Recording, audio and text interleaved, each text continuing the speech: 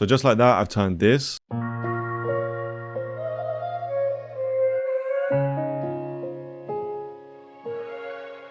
into this.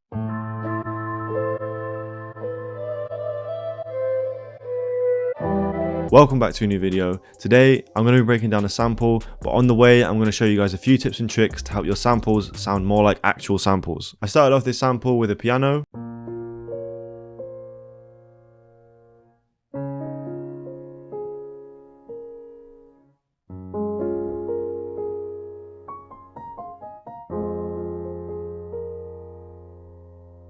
As you can see, the chords are strummed out that are arpeggiated. That gives a more natural feeling straight away. Also, this little top rundown melody, that adds a lot to it as well. Gives it a bunch of flavor, something different in the ear. For the effects, I added my go-to piano chain, the King's microphone from Waves to start off with, an EQ from Waves, another EQ, cutting some low end, boosting some high end, and a very short, very light reverb. So now it sounds like this.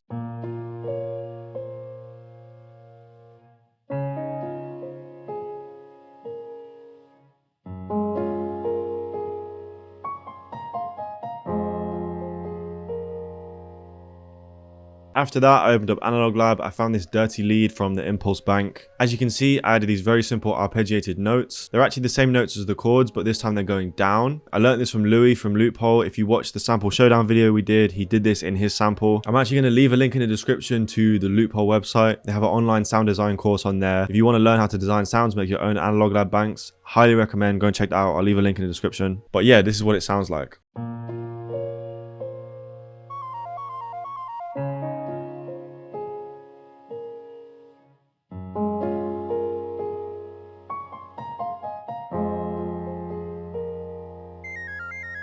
Got a Valhalla delay. Now I've made these different, as you can see, one's on 16th notes, one's on 8th notes. I added a cassette, the crush preset, just to bring it out a bit, give it a bit of distortion, and a low cut EQ.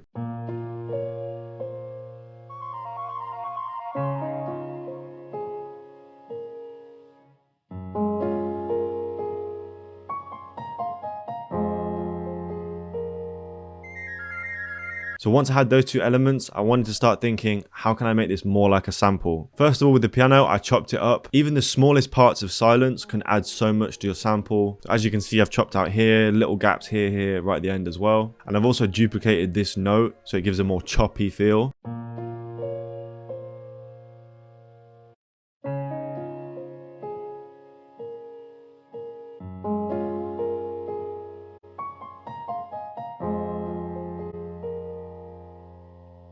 As for the synth, I took out the first part. I wanted to leave more room for other elements there, but I thought at the end it would sound really nice reversed. So it kind of swells up to the end and then we start the loop back again.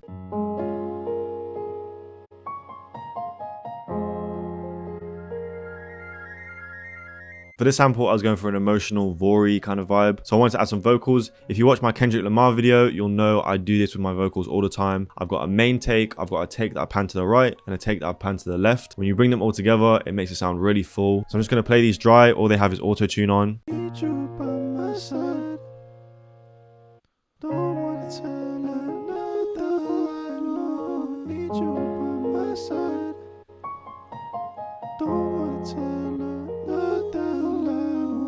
As I said, they have auto-tune on, altar boy, very light Valhalla vintage verb, decapitator just to bring it out a little bit, and then the EQ cutting the low end, boosting the high end. The vocal pan to the right is exactly the same, but it has this very heavy delay on it. You'll see later on in one of the tricks that I use how this is very important. And I added a cleverb to this one. The one on the left is much more dry, it doesn't have the reverb and stuff. So altogether now they sound like this.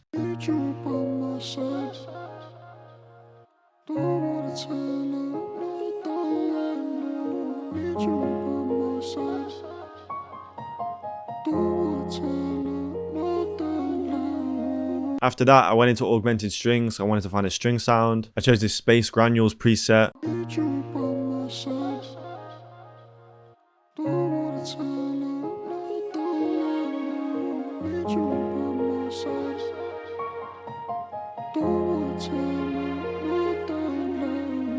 And I layered that with another augmented strings, just a different preset.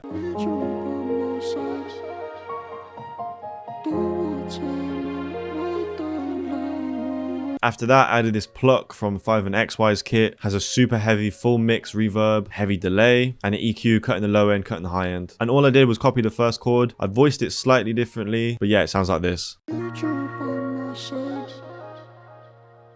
Before we carry on, today's video is sponsored by flexispot. As a music producer, I spend most of my days sitting down at my desk, and lately I've been really feeling the effects of that in my back and my neck. So flexispot sent me their EQ5 standing desk, and genuinely it's been a massive help for me. I used to find after a long day of making music, my neck would ache, my back would ache, but now with the standing desk, I find that's much less common. The desk I chose is 120 by 60. There's a bunch of room for all my stuff, my camera, my pedals, my interface, my laptop, everything. You can set the desk height to whatever you want it to be. You can automatically set a standing and a sitting one that's custom to you. There's also USB fast charging, so you can charge your phone whilst you're making music. I genuinely feel like this is a great purchase for any producer. I'm going to leave the link in the description so you guys can go and get one if you want to. And yeah, let's get back into the video. So those are all the elements that I added to the sample. Now I'm going to show you guys the tricks that take it to another level. So something I've been doing a lot lately, I've shown it in a few of the videos, but I want to focus more on it today and show you how you can use it better. It's Fruity Slicer. Now, first of all, what a great trick to do is use it on your vocals. So I've made this unique so there's no tail on it. It's exactly fitting the loop. I double clicked it,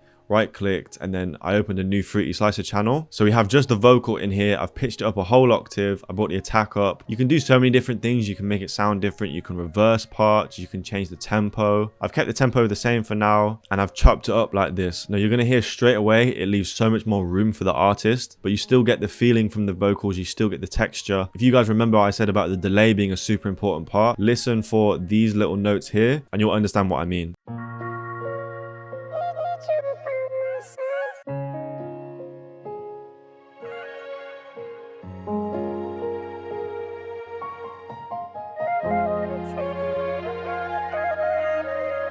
I'm going to show you guys what else you can do with this as well. Now what I'm going to do is half time it. So if we just play what I have now, you'll hear it's completely different again.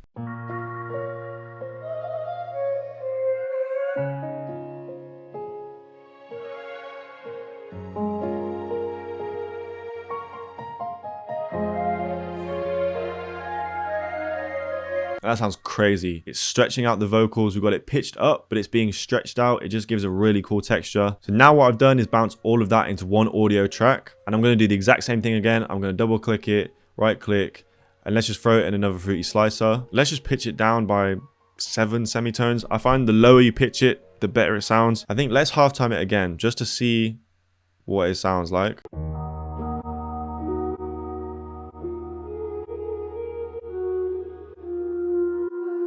So just like that, I've turned this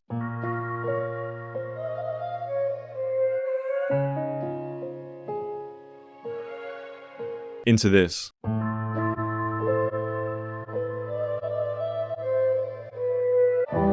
And just to show how many ways you can use it, I'm going to do a different way now. So I have that on normal tempo, but I've basically double timed the actual MIDI notes. And let's just throw a halftime on it.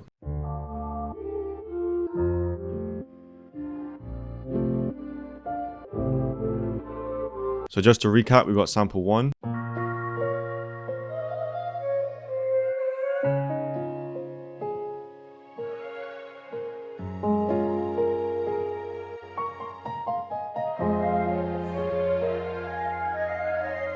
We've got sample 2.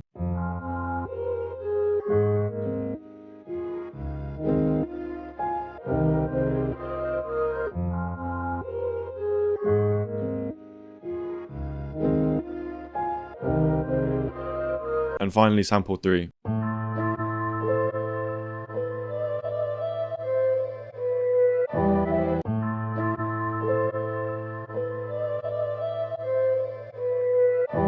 I hope you found this one useful. If you did, please do all the usual stuff, like, comment, and I'll see you in the next one.